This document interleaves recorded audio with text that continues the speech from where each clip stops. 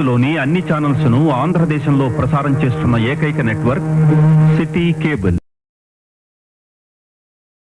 నమస్తే, welcome to city cable news. బులెటిన్లో ముందుగా హెడ్లైన్స్.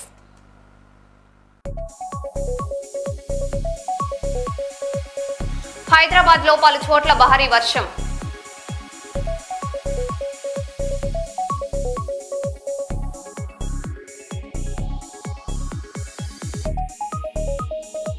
విశాఖ స్టీల్ ప్లాంట్ ప్రమాదంలో గాయపడిన కార్మికుడి ఆవేదన హృదయ విదారకం.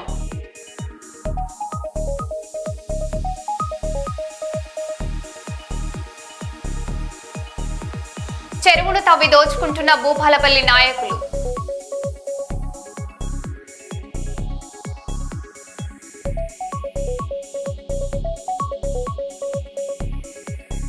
కర్నూలులో ఘనంగా నందమూరి బాలకృష్ణ జన్మదిన వేడుకలు.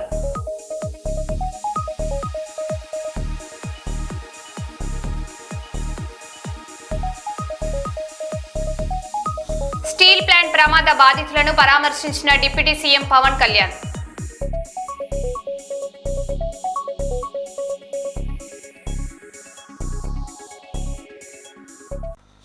ఇక వివరాల్లోకి వెళ్తే, నర్సంపేట మున్సిపాలిటీలో ప్రజాపాలన ప్రగతి ప్రణాళికలో భాగంగా జిల్లా ప్రభుత్వ ఆసుపత్రి ఆవరణలో మొక్కలు నాటారు. మున్సిపల్ చైర్పర్సన్ పెండం శ్రీలక్ష్మి రామానందన్ మాట్లాడుతూ పర్యావరణ పరిరక్షణ ప్రతి ఒక్కరి బాధ్యత అని తెలిపారు. మొక్కలు నాటి వాటిని సంరక్షించాలని, సింగిల్ యూజ్ ప్లాస్టిక్ వినియోగాన్ని తగ్గించి పట్టణాన్ని పరిశుభ్రంగా ఉంచాలని ప్రజలకు పిలుపునిచ్చారు. అందరికీ నమస్తే అండి. 16వ వార్డులో ఏర్పాటు చేయబడినటువంటి వార్డు సభకి వచ్చేసిన మహిళలకి మరియు అందరికీ కూడా, పాలకవర్గ సభ్యులకి, కమిషనర్ గారికి అందరికీ నమస్కారం. ఈ ప్రజాపాలన ప్రగతి ప్రణాళికలో భాగంగా ఇప్పుడు ఎవరైతే పెన్షన్లకు ప్రజాపాలనప్పుడు అప్లికేషన్స్ తీసుకొని వాళ్ళు అంటే చేసుకుని వాళ్ళు ఎవరైతే ఉంటారో వాళ్ళకి, ఇందిరమ్మ ఇళ్ళకి, మరి కొత్త రేషన్ కార్డ్స్, కరెంటు బిల్స్ కి సంబంధించి కూడా ఎవరికైనా సమస్యలు ఉంటే అవి మీ వార్డు ఆఫీసర్ దృష్టికి, తద్వారా కౌన్సిలర్ దృష్టికి ఈ వార్డు సభలను ఏర్పాటు చేసుకోవడం ముఖ్య ఉద్దేశం. అది వాళ్ళ దృష్టికి వస్తుంది. మీ ఏ సమస్యలు ఉన్నా కూడా మా దృష్టికి తీసుకురావాలి, తద్వారా పరిష్కార మార్గంగా పోదామని ఈ సమావేశం సందర్భంగా కోరుకుంటున్నాం. బీఆర్ఎస్ పార్టీ నియోజకవర్గ కోఆర్డినేటర్ తాళ్లపల్లి రవీందర్ రావు జన్మదిన వేడుకలు ఘనంగా నిర్వహించారు. పార్టీ నాయకులు శాలువా కప్పి పూల బొకే అందజేసి కేక్ కట్ చేయించి శుభాకాంక్షలు తెలిపారు. ఆయన 6 ఆరోగ్యాలతో సంతోషంగా మరెన్నో పుట్టినరోజులు జరుపుకోవాలని ఆకాంక్షించారు. వేడుకల్లో పార్టీ నాయకులు, కార్యకర్తలు పాల్గొన్నారు.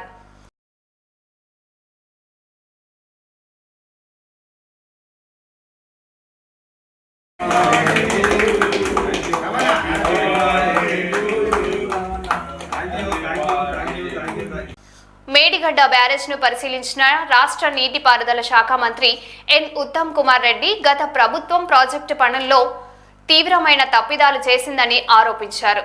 భారీ అప్పులతో నిర్మించిన ప్రాజెక్టు ప్రజలకు ప్రయోజనం చేర్చకుండా దెబ్బతిందన్నారు. ప్రజా ప్రభుత్వం మేడిగడ్డ పునరుద్ధరీకరణకు కట్టుబడి ఉందని, వచ్చే ఏడాది జూన్ నాటికి పనులు పూర్తి చేసి సాగునీరు అందిస్తామని స్పష్టం చేశారు. 38,000 కోట్లతో పనులు మొదలుపెట్టడం జరిగింది. ఆ హయాంలో సుమారు 6,000 కోట్ల పనులు జరిగినాయి. ఆ ప్రభుత్వం అయిపోయి ప్రత్యేక రాష్ట్రం వచ్చి కేసీఆర్ గారు ముఖ్యమంత్రి అయినాక ఇంకో 5,000 కోట్ల పని అయినాయి. అంటే 11,000 కోట్ల పని, అంటే సుమారు 30% పనులు అయిపోయింది. ఆ హయాంలో ఆనాటి ముఖ్యమంత్రి కేసీఆర్ గారే కేంద్ర ప్రభుత్వానికి లేఖ రాసింది. దీనికి జాతీయ ప్రాజెక్ట్ గా గుర్తింపించి ఆ ఫండింగ్ కేంద్ర ప్రభుత్వం నుంచి మెజారిటీ ఫండింగ్ ఇవ్వాలని. మీ అందరికీ ఈ హిస్టారికల్ బ్యాక్గ్రౌండ్ తెలుసు. ఆ రోజు అదే విధంగా కొనసాగితే 2016-17 ఆ సమయంలోనే ఆ ప్రాజెక్టు ప్రాణహిత చేవెళ్ల ప్రాజెక్టు పూర్తయి 38,000 కోట్లకి 16.5 లక్షల ఎకరాల ఆయకట్టు వచ్చి ప్రాజెక్టు పూర్తయి ప్రాణహిత నుంచి చేవెళ్ల వరకు తెలంగాణ రాష్ట్రానికి ఎంతో మేలు జరిగే సస్యశ్యామలయ్యేది. కేవలం గత ప్రభుత్వానికి క్రెడిట్ రావద్దని, ఎక్కువ ఖర్చు పెడితే ఎక్కువ కమిషన్లు వస్తాయని ఒక తప్పుడు నిర్ణయంతో ఈరోజు చాలా కేటగారికల్ గా చెప్పగలుగుతాం మనం. సిడబ్ల్యూసి మన ఒపీనియన్ మనం కూడా ఇచ్చిండ్రు. అసలు తుబ్బడి అట్టి దగ్గర నీళ్ళు లేవని కానీ మేము ఎన్నడూ చెప్పలేదు. అదేవిధంగా ముంపు విషయంలో ఆ రోజు ఒకవేళ 5 లక్షల ఎకరంకి వాళ్ళు ఒప్పుకోకుంటే తెలంగాణ ప్రభుత్వం 50 లక్షలు పర్ ఎకరం ఇచ్చినా ఈ ప్రాజెక్టు షిఫ్ట్ చేసి మేడిగడ్డ కట్టేదానికంటే ఉచితంగా ఉంటే బెటర్ గా ఉండే, ప్రాజెక్టు పూర్తయితుండే. మరి వాళ్ళు ఒక తప్పుడు నిర్ణయంతో యావత్ తెలంగాణకి బీఆర్ఎస్ పార్టీ గత బీఆర్ఎస్ ప్రభుత్వం తీవ్రమైన ద్రోహం చేసిండ్రు. వాళ్ళు షిఫ్ట్ చేసి మన మేడిగడ్డ అని చెప్పి మరి మళ్ళా ప్రాజెక్ట్ కాస్ట్ పెంచుతూ పోయి మరి చివరిగా 1,00,000 కోట్లని, ఇప్పుడు 1,27,000 కోట్లని, ఇప్పుడు సిఎల్సి అంచనాల మేరకు 1,45,000 కోట్లు అవుతుంది ప్రాజెక్టు. సరే, ఇంత ఖర్చు పెట్టిన తర్వాత ఏమో ఉపయోగపడిందా అంటే 3 బ్యారేజెస్ కూడా డిసెంబర్ 7, 2023 మేము అధికారంలో వచ్చినాం. ఈ రోజు వరకు ఒక్క చుక్క నీళ్లు ఉపయోగించలేదు. వాళ్ళ అధికారంలో ఉన్నప్పుడే అక్టోబర్ 2023లో బ్యారేజీలు కూలినాయి. బ్యారేజీలు కేంద్ర ప్రభుత్వ సంస్థలు వాళ్ళు ఎంక్వైరీ ఇన్వెస్టిగేట్ చేసిండ్రు. లోపభూయిష్టంగా డిజైన్ ఉంది, నిర్మాణం ఉందని వాళ్ళ హయాంలోనే మరి అందరూ ఒప్పుకోవడం జరిగింది. మరి మేము దీన్ని అకౌంటబిలిటీ కోసం జ్యుడిషియల్ కమిషన్, అదేవిధంగా సాంకేతికంగా దేశంలోనే అత్యున్నత సంస్థ నేషనల్ డ్యామ్ సేఫ్టీ అథారిటీతో ఎంక్వైరీ, విజిలెన్స్ కమిషన్ ఎంక్వైరీ, రకరకాల ఎంక్వైరీ చేయించి ఆ తర్వాత మాకు ఏ రాజకీయ దురుద్దేశం లేదు అని మరోమారు నిరూపించడానికి ఈ బ్యారేజీల పునరుద్ధరణ కార్యక్రమం మొదలుపెట్టినాము. దానికి పునరుద్ధరణ చేయడానికి డిజైన్ కన్సల్టెంట్ గా ఒక ప్రపంచ ప్రఖ్యాత సంస్థ ఆఫ్రిన్ కంపెనీని ఎంగేజ్ చేసి వాళ్ళు ఐఐటి బాంబేతో జాయింట్ వెంచర్ గా మరి ఇప్పుడు ఈ డిజైన్ పనిలో ఉన్నారు వాళ్ళు. అదేవిధంగా ఎన్డీఎస్ఏ ఏమేం టెస్టులు చేయమన్నదో, సాయిల్ టెస్టింగ్ కానీ, స్ట్రెస్ టెస్టింగ్ కానీ, అన్ని టెస్టులు ఇప్పుడు వేగవంతంగా ముందుకు పోతున్నాము. మా ప్లాన్ ఆఫ్ యాక్షన్ ఏంటంటే ఈ నెల చివరి వరకు కానీ జూలై మొదటి వారంలో టెస్టులు పూర్తి చేయాలి. ఆ టెస్టుల ఆధారంగా బ్యారేజ్ పునరుద్ధరణ డిజైన్ చేయాలి. డిజైన్ అంతా రెడీ పెట్టుకొని ఆ డిజైన్లని సిడబ్ల్యూసి మరియు ఎన్డీఎస్ఏ అనుమతులు తీసుకొని ఈ వర్షాకాలం మాన్సూన్స్ అయిపోగానే సుమారు నవంబర్, డిసెంబర్లో పనులు మొదలుపెట్టి ఒక్క వర్కింగ్ సీజన్ లో తెలంగాణ ఐటీ శాఖ మంత్రి శ్రీధర్ బాబుపై మంథని మాజీ ఎమ్మెల్యే పుట్ట మధు చేసిన విమర్శలను రామగుండం మేయర్ మహంకాళి స్వామి, కాంగ్రెస్ పార్టీ రామగుండం కార్పొరేషన్ అధ్యక్షులు బొంతల రాజేష్ తిప్పికొట్టారు. గోదావరికని ప్రెస్ క్లబ్ లో బుధవారం ఏర్పాటు చేసిన మీడియా సమావేశంలో వారు మాట్లాడారు. ఈ మీడియా సమావేశంలో deputy mayor Pathapalli Ellaiah, Congress party కార్పొరేటర్లు, నాయకులు తదితరులు పాల్గొన్నారు.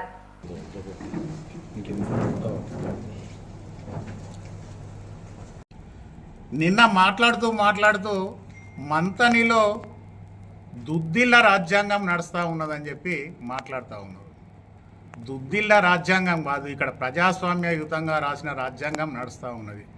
నిజంగా దుద్దిల్ల రాజ్యాంగమే గిట్ట మంతనిలో నడిస్తే ఒక అంతర్రాష్ట్ర దొంగవు నువ్వు అసలు. వాస్తవంగా మంతనిలో దుద్దిల్ల రాజ్యాంగం నడుస్తుంది అని చెప్తే ఏమంటాడంటే 10 సంవత్సరాలు మంచిగా కూల్గా ఉన్న మంతనిని ఈరోజు ఇష్టానుసారంగా వ్యవహరిస్తూ ఇష్టానుసారంగా దుద్దిల్ల రాజ్యాంగంతో పోలీసులతోటి వేధిస్తూ ఉన్నారని మాట్లాడుతూ ఉన్నారు. పత్రికా విలేకరులు అందరూ కూడా, మీరందరూ కూడా పేపర్లలో రాసిండ్రు ఆ రోజు 10 సంవత్సరాల క్రితం. దుద్దిల్ల రాజ్యాంగం కాదు, ఇక్కడ నీ పార్టీకి సంబంధించిన వాళ్ళే. నువ్వు పాపం ఒక పేద బ్రాహ్మణ అడ్వకేట్ను నువ్వు చంపిస్తే నువ్వు అధికారంలో ఉన్నప్పుడు, నీ పార్టీ అధికారంలో ఉన్నప్పుడు, నువ్వు ఒక జిల్లా పరిషత్ చైర్మన్గా ఉన్నప్పుడు ఒక దొంగ లెక్క ఇతర రాష్ట్రాలకు పోయి నువ్వు తలదాచుకుంటే ఇదే సిపి ఆఫీస్ దగ్గరికి నిన్ను ఒక కుక్కని ఈడ్చుకొచ్చిన పోలీసులు నీ టిఆర్ఎస్ పార్టీ హయాంలో నువ్వు జిల్లా పరిషత్ చైర్మన్గా ఉన్నప్పుడు ఇతర రాష్ట్రాలల్లో ఒక మర్డర్ కేసులో నువ్వు జాక్కుంటే నీ పోలీసులే, మీ రాజ్యాంగమే, నీ కేసీఆర్, నీ కేటీఆరే నువ్వు ఒక దొంగవు, మర్డరిస్టు అని ఇతర రాష్ట్రాలలో నువ్వు జాక్కుంటే ఇదే గోదావరికని సిపి ఆఫీస్కు నిన్ను లాక్కొచ్చిన విషయం మర్చిపోయినావరా బాబు? అప్పుడే రాజ్యాంగం నడిచింది, నీ పోలీసే కదా, నువ్వే కదా. మరి నీ సమయంలో మీ టీఆర్ఎస్ పార్టీలోనే నిన్ను ఒక దొంగగా, ఒక మర్డరిస్ట్గా మోపి నిన్ను లాక్కొని వస్తే పోలీసు వాళ్ళు, నువ్వు నీ కుటుంబం అంతా కూడా ఎవరి సంఖ నాకి, ఎవరితోటి మాట్లాడుకొని, ఎవరి కాళ్ళు మొక్కితే ఆ మర్డర్ కేసుల నుంచి నిన్ను విముక్తి పొందించినరో నువ్వు ఒక్కసారి గుర్తు చేసుకోవాలని చెప్పేసి కోరుతా ఉన్నాం. ఒక మహిళ అని కూడా చూడకుండా దారుణంగా నడి రోడ్డు మీద నువ్వు హత్య చేయిస్తే నీ హత్యా రాజకీయాలు భరించలేక భయపడిపోయి మంతని ప్రాంత ప్రజలందరూ కూడా ఇటువంటి దుర్మార్గుడు. ప్రింట్ మీడియా సోదరులకు, ఎలక్ట్రానిక్ మీడియా సోదరులకు కాంగ్రెస్ కుటుంబ పక్షాన నమస్కారాలు. ఏదైతే నిన్న ఎలక్ట్రానిక్ మీడియా, ప్రింట్ మీడియా సోదరుల ముందు ఏదైతే మాజీ ఎమ్మెల్యే పుట్టమది గారు, రామగుండం మాజీ ఎమ్మెల్యే కోరకం చందరు, ఇద్దరు దద్దమ్మలు, చేతగాని దద్దమ్మలు ఏదైతే మా దశ శ్రీధర్ బాబు మీద చేసిన వ్యాఖ్యలను కాంగ్రెస్ పార్టీ పక్షాన తీవ్రంగా ఖండిస్తున్నాము.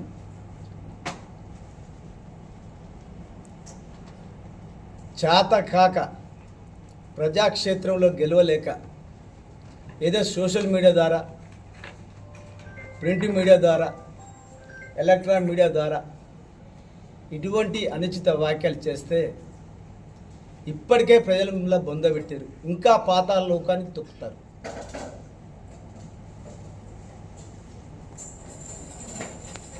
పుట్టమలాంటోనికి రాజకీయ భిక్ష పెట్టింది దుద్దిల్ల కుటుంబం, కాంగ్రెస్ పార్టీ. ఇష్టానుసారంగా మాట్లాడు ఎంతవరకు కరెక్టు? 1994 కాంగ్రెస్ పార్టీ నుంచి ఎన్ఎస్ఏలో పనిచేసినప్పుడు శ్రీపాదరావు దయ వల్ల నువ్వు జనరల్ సెక్రటరీ అయిన ఎన్ఎస్ఏ గోదావరి పక్షాన నేను జనరల్ సెక్రటరీ అయినా. ఒకటే పార్టీ పట్టుకొని ఉంటున్నావు, కష్టం వచ్చినా నష్టం వచ్చినా.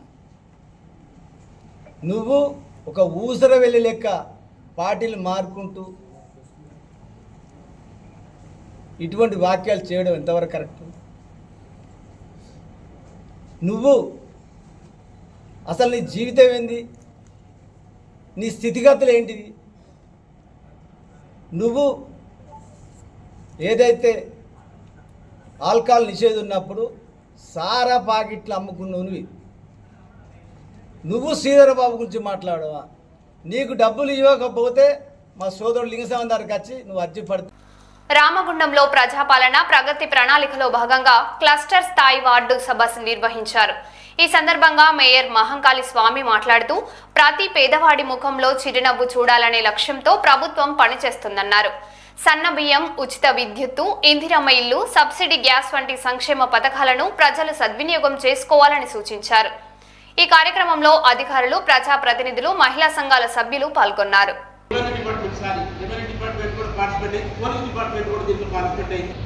తెలంగాణ రాష్ట్ర ప్రభుత్వం ప్రతిష్టాత్మకంగా తీసుకున్న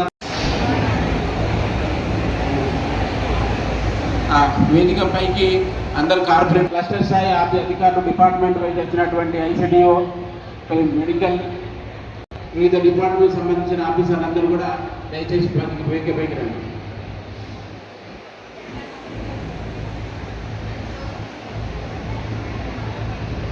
ఓకే, బయటికి ఎవరైనా కార్పొరేటర్స్ ఉంటే దయచేసి ప్రోగ్రామ్ స్టార్ట్ అవుతుంది. తగ్గిన డిపార్ట్మెంట్ ఏదో బయట ఉంటే కూడా దయచేసి త్వరలోకి రావాల్సిందిగా కోరుచున్నాం.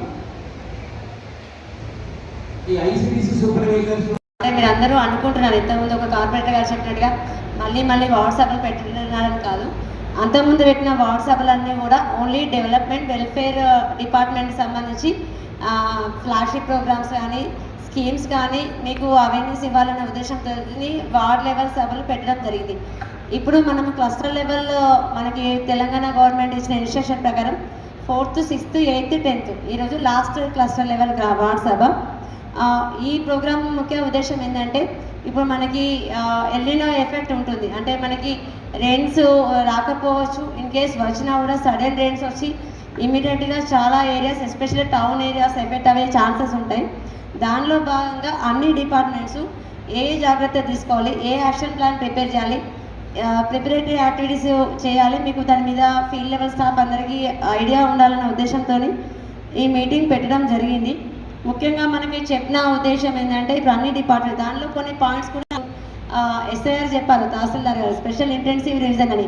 ప్రతి ఒక్కరిది ఓటర్ లిస్ట్లో ఎలిజిబుల్ ఓటర్ ఉండాలి, ఎలిజిబుల్ ఓటర్ని మనం రిమూవ్ చేయాలి. ఆ కాన్సెప్ట్ని వాళ్ళు ఎక్స్ప్లెయిన్ చేస్తారు. దానికి మీరు అందులో చాలామంది బిఎల్ఓస్ ఉన్నారు కాబట్టి మీ పరిధిలో కూడా ఫర్దర్ ఇప్పుడు మనకి నోటిఫికేషన్ వచ్చింది కాబట్టి షెడ్యూల్ స్టార్ట్ అయ్యే టైంకి అందరూ కూడా రెడీ ఉండాల్సిన అవసరం ఉంది. అందరూ ఎనిమినేషన్ ఫామ్ మీరు డిస్ట్రిబ్యూట్ చేసి కలెక్ట్ చేయాల్సిన అవసరం ఉంటుంది. దాని మీద ఆల్రెడీ తహసీల్దార్ గారు ఎక్స్ప్లెయిన్ చేశారు. అండ్ ఇంకో డిపార్ట్మెంట్ ఎలక్ట్రిసిటీ, ముఖ్యంగా ఏడీ గారు ఏం చెప్పారంటే అది వర్షాకాలం సీజన్ స్టార్ట్ అయింది కాబట్టి రైనీ సీజన్లో చాలా వరకు షార్ట్ సర్క్యూట్ అవుతాయి, ఎలక్ట్రిసిటీ ఇష్యూస్ వస్తాయి. పవర్ కట్స్ వచ్చినప్పుడు మనకి ఎవరికైనా కూడా ఎస్పెషల్ అగ్రికల్చర్ ఫీల్డ్స్లో చాలామందికి ఏమైనా కరెంట్ షాక్ వచ్చి చనిపోయే అవకాశాలు ఉంటాయి. కాబట్టి ముందు జాగ్రత్త చర్యలు తీసుకోవాలని ఆ డిపార్ట్మెంట్ వాళ్ళకి ఇన్స్ట్రక్షన్స్ ఇవ్వడం జరిగింది. అదేవిధంగా ఇరిగేషన్ డిపార్ట్మెంట్ చాలా వరకు మన దగ్గర వాటర్ బాడీస్ ఏవైతే ఉన్నాయో ఈ వాటర్ బాడీస్ అన్ని కూడా ఓవర్ఫ్లో అయ్యే ఛాన్సెస్ ఉంటాయి రెయిన్స్ వరదలు వచ్చినప్పుడు. అప్పుడు వాళ్ళకి ఏం జాగ్రత్త తీసుకోవాలి, శాండ్ బాక్స్ వేయడం కానీ ముందుగానే మనం జాగ్రత్తలు తీసుకుంటే వరదలు వచ్చి మనకి ఏరియాస్ అన్నీ కూడా సబ్మెర్జ్ కాకుండా ఉండడానికి స్కోప్ ఉంటుంది. ఈ ప్రజాపాలన ప్రగతి ప్రణాళికలో భాగంగా ఈరోజు లాస్ట్ ప్రోగ్రామ్ ఇది. ఇంతకు ముందు 3 ప్రోగ్రామ్స్ సేమ్ ఇదే విధంగా 15 డివిజన్లకు సంబంధించి చేయడం జరిగింది. మన దగ్గర నేను 2 ప్రోగ్రాంలు అటెండ్ అయ్యాను. అందరూ కూడా ఇందులో పాల్గొంటున్న ఇది గత 3 నెలల నుంచి ఇదే ప్రోగ్రాము ఇదే విషయాలు డిస్కస్ చేస్తూ ఉన్నారు. ఇవన్నీ కూడా కొంతమంది అనుకొని ఉంటారు ఇవన్నీ కూడా మాకు తెలిసినాయి సార్, మళ్ళీ అవే విషయాలు డిస్కస్ చేస్తున్నారు. ఎంత తెలిసినా దాన్ని ఎంత ఆచరిస్తున్నాం అనేది ముఖ్యము. దాన్ని ఎంతవరకు మనం అమలు చేస్తున్నాము, ఎంతమందికి అవగాహన కల్పిస్తున్నాం పబ్లిక్. మీరందరూ కూడా అంగన్వాడీ టీచర్లు ఉండొచ్చు, ఇందులో మహిళా సంఘం సంబంధించిన గ్రూప్ వాళ్ళు ఉండొచ్చు, మెక్మా వాళ్ళు, ఇంకా మిగతా మహిళలందరూ ఉన్నారు. కాబట్టి మీరు అందరూ కూడా గ్రౌండ్ లెవెల్కి వెళ్ళి ప్రతి ఇల్లు కూడా ఆశా వర్కర్స్ కావచ్చు అందరూ కూడా ఇంటింటికి వెళ్ళి వారి యొక్క యోగక్షేమాలు వాళ్ళ అవసరాలు ఏందని తెలుసుకునే అవసరం ఉంటుంది. కాబట్టి పరిస్థితి ఉంటుంది. కాబట్టి మీకు ఈ వీటి మీద అవగాహన ఉండేది ఉంటే ఖచ్చితంగా మీరు పబ్లిక్ అవగాహన కల్పిస్తారు. వాళ్ళు కూడా మన మున్సిపాలిటీని నగరపాలక సంస్థను నగరంలో ఉన్న ప్రజలందరినీ కూడా వాళ్ళను మంచి మార్గంలో నడిచే విధంగా ప్రయత్నం చేస్తారనే ఉద్దేశంతో ఈ కార్యక్రమం నిర్వహించడం జరుగుతుంది. చేయకూడదు, సరే ఆగి మాట్లాడిన తర్వాత మళ్ళీ ప్రొసీడ్ కావాలి. స్కూల్ టైంకు పిల్లలు హడావుడి చేస్తుంటారు, మీరు చేస్తుంటారు. ఆ సిగ్నల్స్ చెప్పుకోవాలి ఎన్ని పరిస్థితుల్లో అదొకటి చూసుకోవాలి కంపల్సరీ. చిన్నపిల్లలకి మీకు పని కావాలి, వాళ్ళ బండి కావాలి.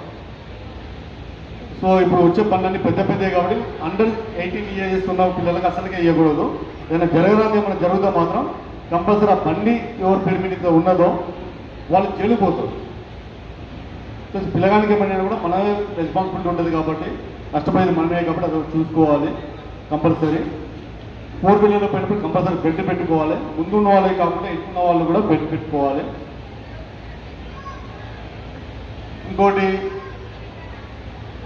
స్పీడ్గా వెళ్తూ ఉంటారు, అదొకటి చూసుకోండి అమ్మా. ఇప్పుడు మేము నేను ఎందుకంటే మహిళలకు ఎందుకు చెప్తున్నామంటే ప్రతి ఒక్కొక్కరు లీడర్ ఉన్నారు కాబట్టి 15-20 మంది ఉంటారు. మీరు ఒక గ్రూప్లో 20 మంది ఉంటారు కాబట్టి ఆ 20 ఫ్యామిలీలో మీకు చెప్పినట్టే కదా, అవునా కదా అని మేము దృష్టిలో ఉంచుకొని ఈ కార్యక్రమం రావచ్చు. కంపల్సరీ ప్రతి ఒక్కరు ట్రాఫిక్ రూల్స్ పాటించాలి, అందరూ సేఫ్గా ఇంటికి వెళ్ళాలి, ఇంట్లో బయటికి వెళ్ళారు అందరూ సేఫ్గా ఇంటికి రావాలనే ఉద్దేశంతో మనం మన రాష్ట్రంలో యాక్సిడెంట్ ఫ్రీ ఉండాలనే ఉద్దేశంతో ప్రతి ఒక్కరిని ఎడ్యుకేట్ చేయాలనే ఉద్దేశంతో ఈ ప్రోగ్రాం పెట్టడం జరిగింది. ముగింపు దశకు వచ్చిన సందర్భంలో క్లస్టర్ వైజ్గా 15 డివిజన్లకు ఒక కార్యక్రమం ఏర్పాటు చేసి రానున్న వర్షాకాలాన్ని దృష్టిలో ఉంచుకొని తీసుకోవాల్సిన జాగ్రత్తలు, రామగుండం మున్సిపల్ కార్పొరేషన్లో జరుగుతున్న అభివృద్ధి కార్యక్రమాలు, ఈ ప్రాంతాన్ని అన్ని రంగాలలో ముందుకు తీసుకెళ్లే విధంగా గౌరవ ఎమ్మెల్యే గారు తీసుకునే నిర్ణయాలు, వాటన్నిటి మీద కూడా మాట్లాడుకుందామని చెప్పేసి ఈరోజు కార్యక్రమం ఏర్పాటు చేయడం జరిగింది. ఈ కార్యక్రమానికి వచ్చిన మీ అందరికీ కూడా ప్రత్యేక ధన్యవాదాలు, శుభాకాంక్షలు తెలియజేస్తాము. కానీ ఇక్కడికి వచ్చిన దానిలో చాలామంది కూడా వాస్తవంగా వాతావరణం కూడా చాలా వేడిగా ఉండడం వలన అందరూ ఒక ప్రణాళిక తీసుకొని ప్రజలందరూ ఆరోగ్యంగా ఉండాలి, క్షేమంగా ఉండాలి, స్వచ్ఛ రామగుండంగా తీర్చిదిద్దాలి. ఈ ప్రాంతాన్ని అంతా కూడా తెలంగాణలో రామగుండానికి ఒక ప్రత్యేక స్థానం తీసుకురావాలని గౌరవ ఎమ్మెల్యే రాజ్ ఠాకూర్ గారు దాదాపుగా రోజుకు 18 గంటలు ప్రజా సమస్యల మీద మాట్లాడుతూ ప్రజలకు కావాల్సిన కనీస సౌకర్యాలు కల్పించాలి అనే బాధ్యతతోటి ఈరోజు కూడా ఇప్పుడు కూడా నాకు ఫోన్ చేస్తే ఎక్కడ ఉన్నారన్న అంటే సెక్రటరియట్లో పలానా మంత్రి గారి దగ్గర ఉన్నా అని చెప్తా ఉన్నారు. మంత్రి గారి దగ్గర ఏం చేస్తున్నారంటే రామగుండానికి కావాల్సిన నిధులు తీసుకురావాలి, అదే పని మీద ఇక్కడ ఉన్నా అని చెప్పి చెప్తా ఉన్నాను. దయచేసి మీ అందరినీ ఒకటే కోరుతా ఉన్నాను, గత 10 సంవత్సరాల నుంచి రామగుండం నియోజకవర్గం అనేది కూడా పూర్తి స్థాయిలో వెనుకబడిపోయి ఈ ప్రాంతానికి అభివృద్ధి లేకుండా 10 సంవత్సరాల టీఆర్ఎస్ పాలనలో రామగుండాన్ని పూర్తిగా బుందలగడ్డగా మార్చి ధ్వంసం చేసి గత పాలకులు వెళ్ళిపోతే గౌరవ ఎమ్మెల్యే గారు చరిత్రలో ఎన్నడూ లేని విధంగా టీఆర్ఎస్ పార్టీ 10 సంవత్సరాలలో 100 కోట్లు తీసుకొచ్చి 70 కోట్ల రూపాయలు గ్రౌండింగ్ చేస్తే, కేవలం 100 కోట్లు తీసుకొచ్చి 70 కోట్ల రూపాయలు గ్రౌండింగ్ చేస్తే 10 సంవత్సరాల కాలంలో గౌరవ ఎమ్మెల్యే గారు అధికారంలోకి వచ్చిన తర్వాత కేవలం 2.5 సంవత్సరాల కాలంలో దాదాపుగా 1000 కోట్ల రూపాయలు తీసుకొచ్చి ఈ ప్రాంతాన్నంతా కూడా బ్రహ్మాండంగా తీర్చిదిద్దాలి. ప్రతి డివిజన్లో గల్లీలో అండర్ గ్రౌండ్ డ్రైనేజీలు వేయాలి, ప్రతి చివరి ఇంటి వరకు కూడా సీసీ రోడ్లు వేయాలి, ప్రతి చివరి ఇంటి వరకు కూడా మంచినీళ్ళ వ్యవస్థ ఏర్పాటు చేయాలి, ప్రతి పేదవాళ్లకు కావలసిన మౌలిక సదుపాయాలన్నీ కల్పించాలి, ప్రతి పేదవాడికి కూడా ఇందిరమ్మ ఇల్లిచ్చి ఆ ఇంటి కిరాయి రుణభారం నుంచి వాళ్ళకు విముక్తి చేసి వాళ్ళను ఆదుకోవాలనే సంకల్పంతో గౌరవ ఎమ్మెల్యే గారు ప్రయత్నం చేస్తూ ఉన్నారు. మేము దాదాపుగా ఇక్కడున్న రాజకీయ నాయకులు అందరూ కూడా 30 సంవత్సరాల నుంచి రాజకీయాలలో ఉన్నాం.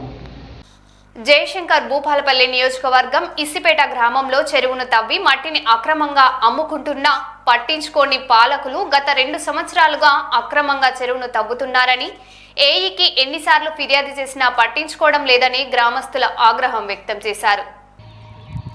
అధికార పార్టీ అండతో పాతిసిప గ్రామంలో జేసీబీలు పెట్టి మొరం తోడుతున్నారు. ఇది ఎవరైనా ఖండించాలి. ఏడీ అయినా డి అయినా ఇరిగేషన్ డిపార్ట్మెంట్ ఎవరైనా స్పందించాలి. స్పందించినప్పుడు వాళ్ళ మీద చర్య తీసుకోబడుతుంది.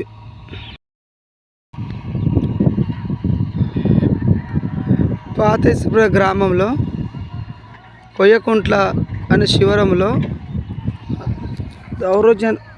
దౌర్జన్యంగా మట్టి తరలిస్తున్నారు. జేసీపీ మినిమం ఒక 20 ట్రాక్టర్లు ఉన్నాయి. Irrigation department irrigation department AED అయినా కూడా దీన్ని స్పందించాలి. ఇప్పుడు ఎవరికి కొడుతున్నారు వీళ్ళు? ఇళ్ళలో కొడుతున్నారు వీళ్ళు మట్టి ట్రాక్టర్లు పెట్టి. పట్టించుకోవాలి వీరు ఎవరైనా కూడా. మరో బులెటిన్లో మళ్ళీ కలుద్దాం. Stay tune.